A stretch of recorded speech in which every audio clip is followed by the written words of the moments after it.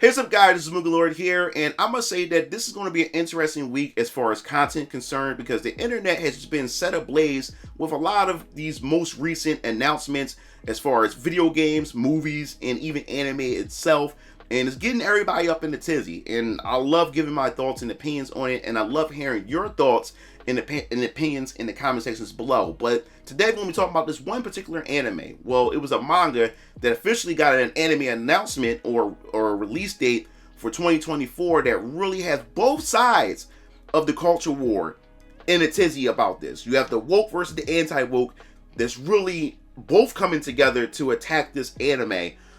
So before we go and dive into the details of what this anime is, make sure to hit the subscribe button, that notification bell for more gaming content here on this channel. So we're going to dive right into it. I think this is pretty interesting, and this will definitely go into some of the topics that I have covered in the past, but also my personal opinion, what I think about the culture war in general when it comes to both sides, the woke and the anti-woke side. So we're going to dive right into it because Niche Gamer pretty much gives us a quick summary of what's going on here.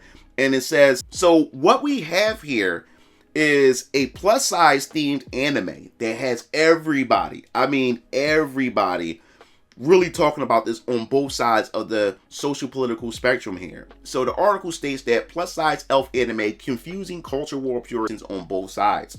The recently announced plus size elf anime has got some online culture war puritans up in arms, and for the opposite reasons.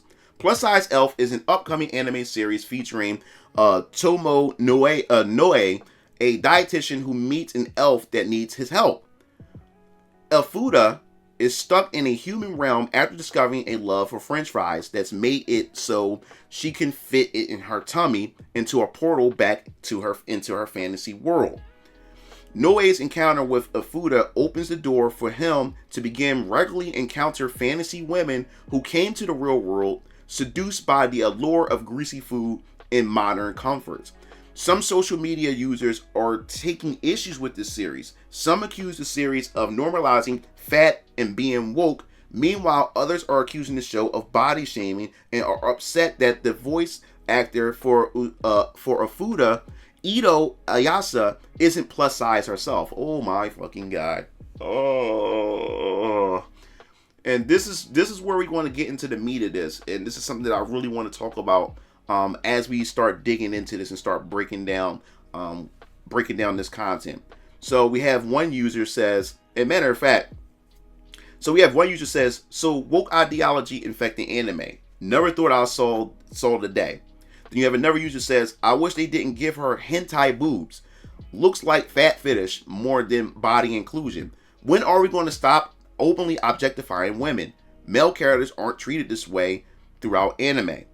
And then it says, another person says, damn, American media is going to mold over this anime. My body positivity though.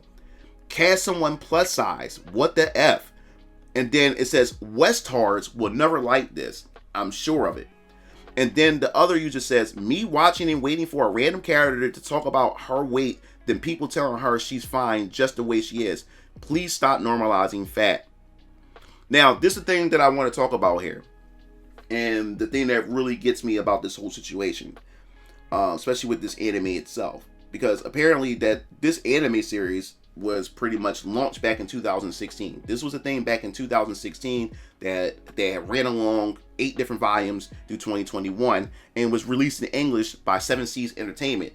And they described in the original, and because the thing is, we have both sides clamoring at this and don't know the inception, don't know the story behind it, don't know anything of this. So they had to break it down. The story of an elf struggling to lose weight after she discovered human french fries. And that's the thing about this. This thing is not pushing fat acceptance, is not pushing body shaming or anything, but is having a story about a person who's struggling with their weight after being obsessed with food. And this person wants to lose weight. And it's not encouraging anybody to gain weight or be happy the way they are as far as their size is concerned. But this character obviously wants to do something about their weight, which says a lot. So it says, Naokun, a massage therapist, is about to head home for the day when he's saddled with a rather strange patient. This lovely lady has emerald eyes, pointy ears, and grew up in the forest. Everything about her screams elf, except for one thing: her bodacious body. It turns out she left her world but loves junk food in this one, and now her obsession has caught up with her. Can Naokun help this lovable elf girl lose the weight and keep it off?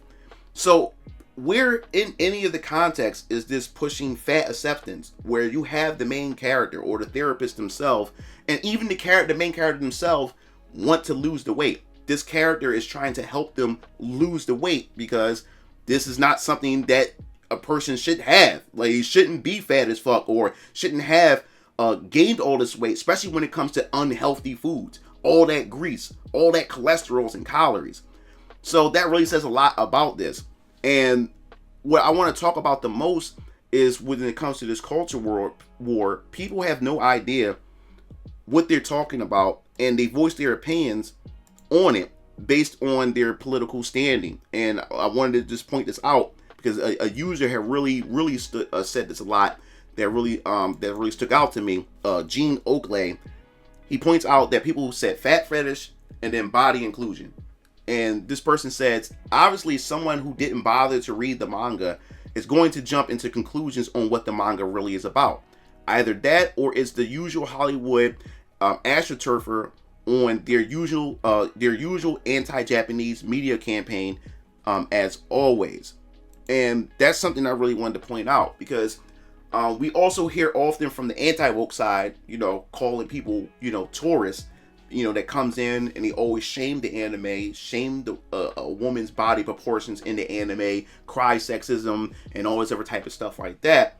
But in this case, in this situation, them calling it woke because it somehow pushes fat acceptance and, everything of that snitch, have no idea. So in a sense, anti-woke side is just as much as tourists as the woke side in this situation, because they don't know anything about the history of, or the inception of this manga now becoming an anime at all. And they're voicing and weighing their opinions on it without knowing the context of this. And I keep saying this time and time again. When it comes to situations like this, you have to get all the facts. You have to, or get an idea of where all this originates from before calling something woke or calling something, I guess you say, anti-woke, or whatever you want to call it. You have to research. You have to look into it before you call these terms. Just because a character is fat doesn't make it woke.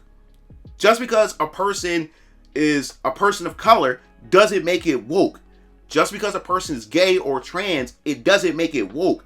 You have to grab all the evidence. You have to grab all the information before you call it woke. You have to bring it all together and point out, is it done just for the sake of representation? Is there actual character development for it? Is it pushing, or is it trying to preach to you and talk down to you if this is what the message is? Is there a message behind it? Or is it just trying to tell a story about a character who happens to be fat and what they're going through and what their struggles are? Or it happens to be a person of color, or if it happens to be a woman, or it happens to be a gay person and stuff like that. We have to get these elements. We have to understand. We have to get all the context before we start calling things woke.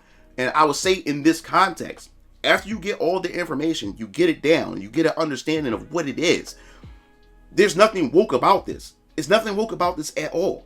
And I also want to further stress with it and talk about the people who are woke on this situation, where you have people bitching and complaining about, the fact is that the voice actress is not plus size. This is stupid, and this is the woke side, who are upset that you have a Japanese woman, beautiful at that, who is voicing a plus size character. And this is what I talked about in one of my other videos about race-based casting and everything like that. And this falls under that category, because now you have people now saying that voice actors should voice characters based on their physical attributes, such as being plus size. So that means only plus size models should only be able to, or voice actors should be able to voice plus size characters. Don't you understand how stupid that is? Because all that does is it ruin opportunities for plus size people. You know why? Because name me an anime that always have plus size people in it. Most animes don't have a lot of plus size people in it. So if you limit casting just for plus size people to only voice plus size characters, there's going to be a lot of plus size people out of work. It's because most animes don't have a lot of plus size people. It really doesn't. And what I like about a lot of manga and what I like about a lot of anime, there's a reason, and there's always a context to which characters are the way they are. If a character is fat, especially in something like this, there's a reason why the character is fat. And with this story, this character is going through a struggle with an eating disorder or eating problem because this character loves the human world's food. But this character also wants to lose weight. So there's a reason why this character is the way they are, and they're trying to solve that problem. And the massage therapist wants to help solve that problem as well. There's always a reason behind it. I also noticed that in a lot of animes or even some Japanese or Eastern developed games, if a character is ugly, there's a reason most of the time why the character is ugly. They make them ugly for a reason. There's a story behind it. There's a reason for it. Rather than just say, create an unattractive character just for the sake of being unattractive or whatever like that. But there's normally a reason for it, and it always ties into the story somehow or even in their backstory.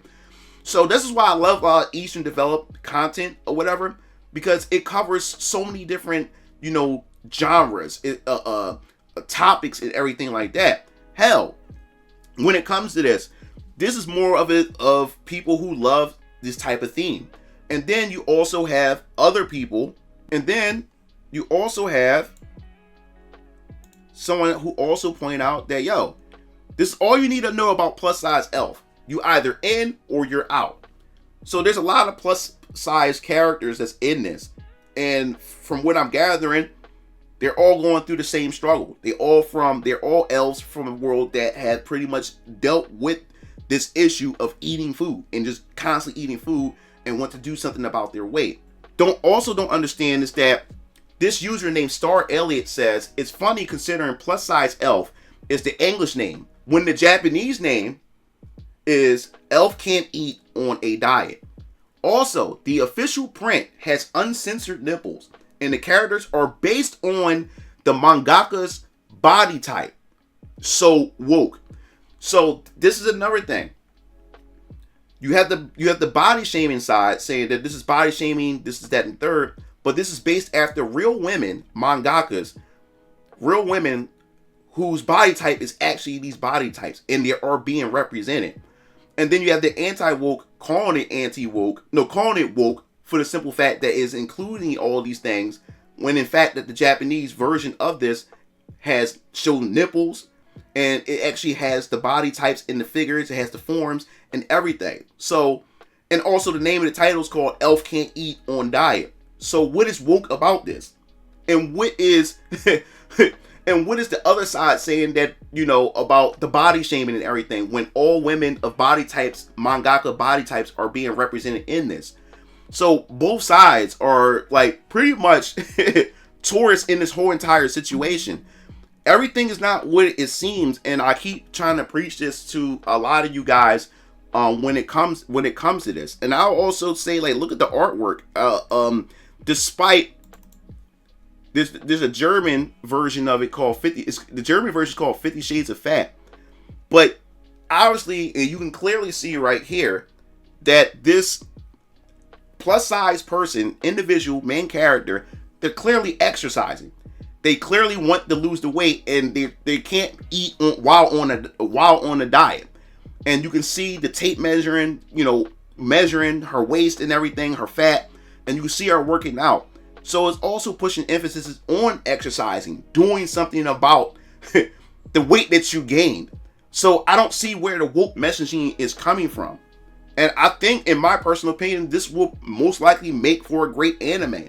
And what I love about anime and what I love about this medium is the fact is that this anime itself, and this is why it's kicking the ass of Western developers, is for the fact is that it covers all kinds of genres.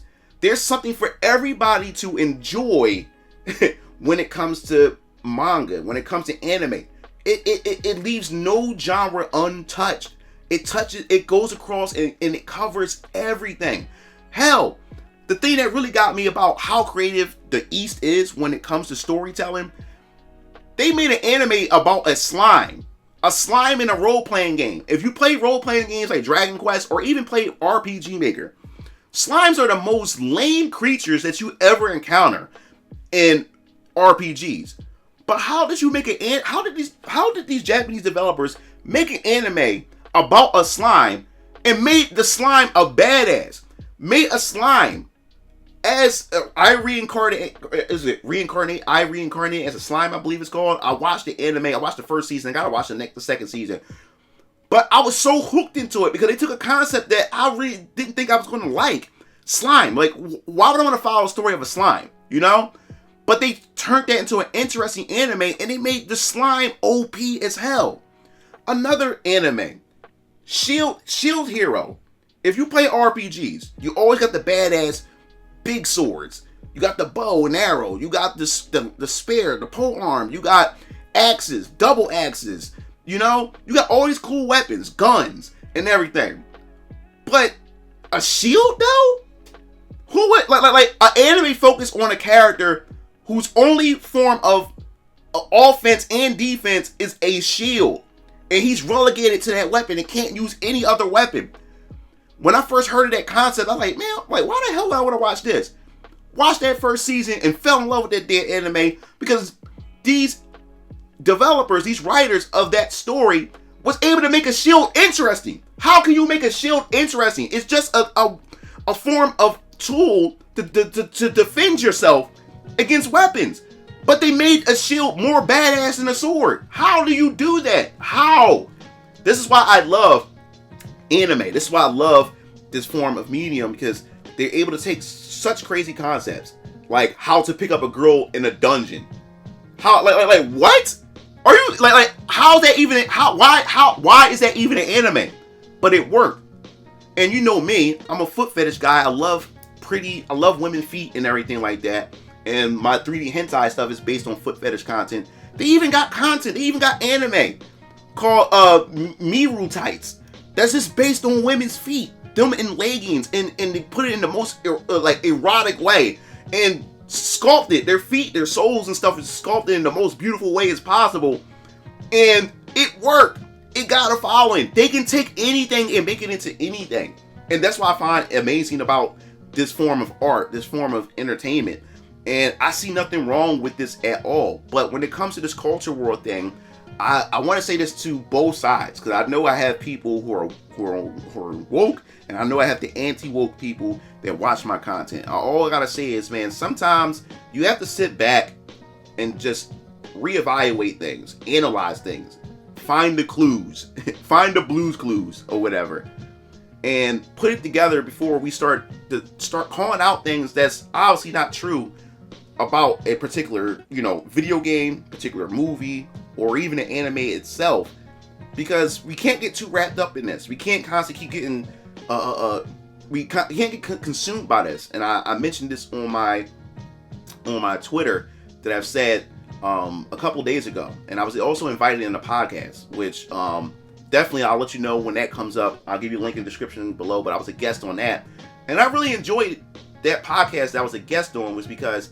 we were just able to just talk about video games. I didn't want to talk about politics. I just want to talk about video games and what I enjoy about video games. And we have to get back to a point where we can just try to enjoy these things like we used to. And I understand that our entertainment and our media is being hijacked. But at the same time, I still know that there are things out there that you can enjoy, that you can indulge in, besides just constantly getting wrapped up in this, and we have to get to that point, and we can't allow that to consume our lives. When either the woke or the anti-woke side, then you'll never be able to enjoy life, because you're looking at everything as misogynist, you're looking at everything as being racist, homophobic. You look into the scope of that. Like, how can you live life like that all the time? And even on this side, that you looking, every time you're looking around, you seeing everything through the lens of everything being woke all the time. That everything is, you know, diverse and everything, this, that, and the third. Like, you can't live life through that microscope as well. Both sides can't live. You can't live through life like that. You have to find some form of peace. You got to find some form of entertainment that you really enjoy. And like I always said before, even if your hobbies and things are being hijacked, I always said before, then you either invest in things, and I'm saying this to the woke and the anti-woke side, you either invest in things that cater to your woke needs, and for the anti-woke side, you either invest in developers or things that cater to your anti-woke needs. Or, like I said before, woke or anti-woke, you take your money, or you take your skills or build skills in order to create your own form of medium, your own form of content that cater to your taste, that you can also share with everybody else who has the same taste as you. Because constantly seeing the world through this microscope and constantly being upset about it, but not proactively speaking with your wallet or not proactively creating things of your own, then you ain't gonna never be happy. You're gonna never be satisfied. You have to get up. You have to do something about it. Like I talked about in my last video with Power World. Power World is a perfect example of technology has gotten so much easier, so much advanced, to where you can just take these tools, and even if you're an amateur, you can take these tools and create your own form of entertainment. And now Power World is shattering records. Even though it's not my kind of game, but people are enjoying themselves. People are loving it. So it is possible. I'm not saying it's easy, because I had some people like flame me about saying that, hey, it's not that easy to be able to create your own game. It's not that easy. Now, that's not the case, and that's not the point that I'm making. The point is, if you really want to make a difference, or you really want to make a change, or you really want to create something that caters to you, then you have to go out there and create it yourself. But in order to create it yourself, it's going to require work. It's going to require some effort. And it may even require some years. This stuff doesn't happen overnight. You can't also expect, I would say, instant gratification or instant results. Life doesn't work that way. Even with me, what I'm working on, as I said right here, I have a comic book series in development right now, and it will be launching later this year. And you'll be hearing about the campaign and everything like that. But I will tell you one thing, it's not easy. It took me 2 years to work on this, and it took 2 years of my own money. I spent over $20,000 so far of my own money trying to get this universe of mine for Venus Orion Comics up and ready for launch. $20,000. I took $20,000 of my own money, and this is not $20,000 just straight out my pocket. No, this is $20,000 me hustling, working, get the money, put money to the side, pay my artists. You know, I'm the writer, I'm the creator, I'm the writer. I come up with the storylines. I crafted the world. I do the world building, the lore building. I created the concepts to give to my artist so she can bring all my visions to life. And I'm looking, and I started a comic book company, got the LLC for Venus Orion Comics. This is something that I really want to do. This is something I really enjoy. But what I've seen here, there's things I didn't like.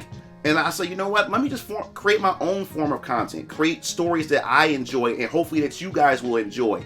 And we had fun with this. Why not? I would love to see my characters be loved and enjoyed by the rest of the world. People creating fan art, you know? And eventually, I want to get into game development and to be able to take these characters and put them in video games. I want to do all that. But I learned that I can't just complain about it. I have to actually put my money where my mouth is and actually create something of my own. And that's what I want to do. And in this time and era, you can do what you want. If you have the skills, the talent, and even if you don't have the skills and talent, if you got the brain to assemble a team to help bring your vision to life, then do that. But you cannot live this life of seeing everything as woke, and you can't live your life as seeing everything as oppressive. You can't live your life through that. You have to find happiness somewhere, because this stuff will consume you. This stuff will destroy you. So that's the message that I have to say in this video. I know I was speaking too long for this, but I think this is a perfect message for this. when it comes to this. I think this is a perfect example of both sides got this wrong. Both sides are tourists in this situation. And the people who are really going to enjoy this are the fans who are actually fucking fans of this plus size elf anime, because these are people who've been there since the inception of this and wasn't going in it seeing woke or seeing things as oppressive and shaming to women. They saw an anime that spoke to them because of the story, the characters. Of course, there's going to be a lot of fan service in it, regardless, that people is going to love and enjoy. And these are people of culture; they enjoy this, so they're going to be eating this up. And I commend the fans who stuck by this and now got a chance to see their favorite manga become an anime. And these are the real fans of this. They're not calling things woke. They're not calling things oppressive. They got what they want, and they're going to eat this up. While the two other sides, who knows nothing about this anime at all or the genre itself, are going to go to war with each other. You know? So that's the message that I want to leave to you guys. I hope you guys enjoyed this video, and you guys have a good day. This is MugenLord signing off. I'll see you Game Fiends later. Peace out.